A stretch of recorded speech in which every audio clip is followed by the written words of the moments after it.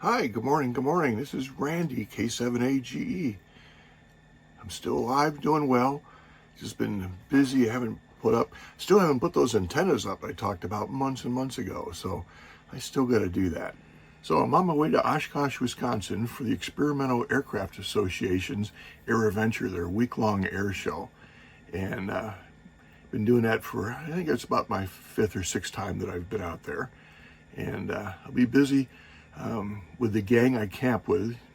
About half of them are TV broadcast engineers from various TV stations and people involved in the business that I've known for years. We have a big community campsite there.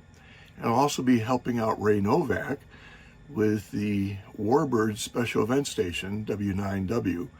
And he brings in his big motorhome and sets up a crank-up mast on the back of it, and has a hex beam, and put up a couple dipoles. And of course Ray drags out his assortment of nice ICOM radios for us to operate.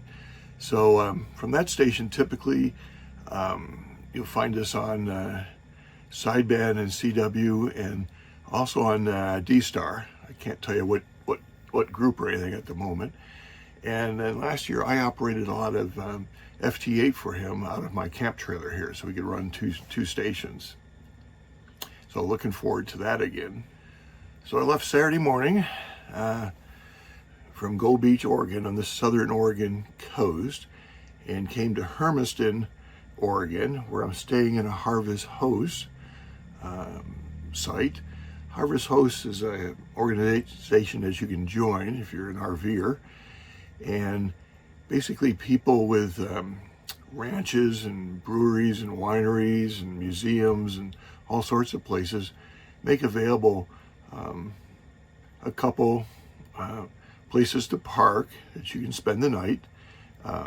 Once you join the organization, it's, I don't know, $100 or so.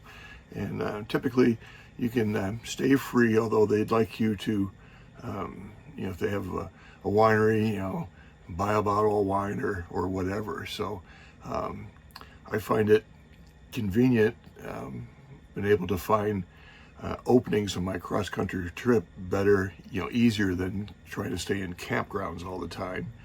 And because those are all, booked up. And I saw one KLA I was looking at, they wanted $112 a night. So like I said, I'm in Hermiston, Oregon, not far from the Columbia River, and I'm staying at Alpine Alpacas. So the people here, Hank and, I forget his wife's name at the moment, raise a lot of alpacas. They must have a couple dozen of them out there, and I'll drop in some photos here that I took. They had a tour last night. There's 3 of us staying here, so there's 2 trailers and 1 motorhome. And one of the nice things about this Harvest Host is that they offer power. So they charge $20 a night to plug in, and when it's like 103, which it was when I arrived about 6:30 last night, it's nice to turn on the air conditioner and let the trailer cool. So yesterday it was according to Google Maps, 492 miles from Gold Beach to Hermiston. Tonight I'm headed towards Garrison, Montana, so that's 432 miles, so I have about an hour less drive, so that'll make it nice. And staying at another Harvest Host, a place called The Creek Runs Through. I have to look at the paperwork to see what that's all about, but looks like it's another farm or ranch. And I believe they have power there too. So that'll be nice.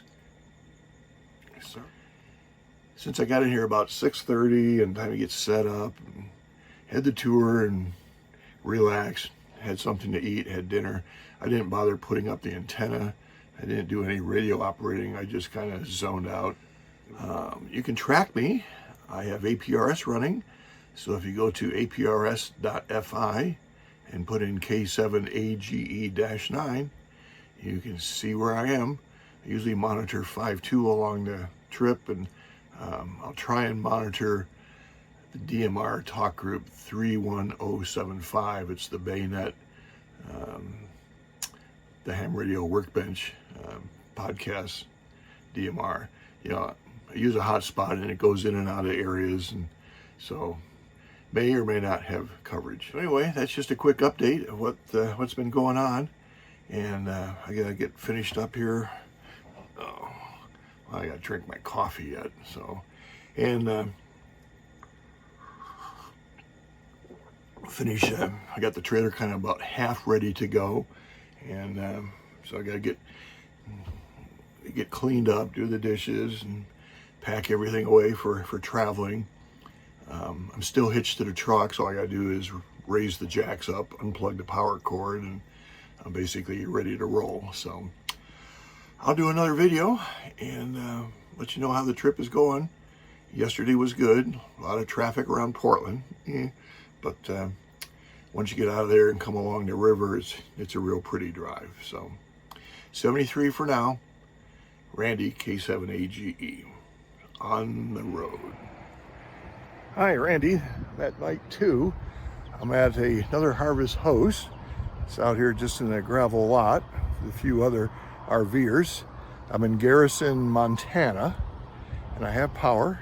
And you can see I put up my antenna, so I hope to get on the air here tonight. It's about 90-some degrees. It's not as hot as last night, so that's good. And I've showed my antenna setup in some of my other videos. So basically, I have an ICOM antenna tuner at the bottom.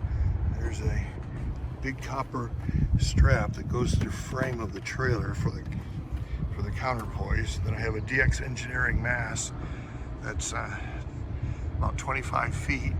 And I just run this wire, 23-foot wire up, and it works pretty good. So basically I take the light gray tube out of the trailer and slide it in the dark tube, pull out the sections, of course attach the wire to the top first, and then I have just a little one of these little lever lock nut things here on a pigtail out of the tuner, so I just use that to hook up the wire. Okay, hi, I'm back inside the trailer, and show you what I've got going on here a little bit. I have the ICOM IC7100, and it's mounted on a board along with a I forget the name of it, the power supply, switching power supply. It goes between the two bench seats, and here I have AC power, so I can plug in and run the radio. The coaxes and the antenna tuner control cable comes in through the back bunk bed area, and I just loop it around. And I have the radio kind of mounted kind of funny, but it's so I can get to the rear connectors, because I have an HF to go to the antenna tuner. I have a UHF VHF for 2 meters and 70 sems, a separate antenna for that. There's a control cable for the tuner. There's a USB line to the computer.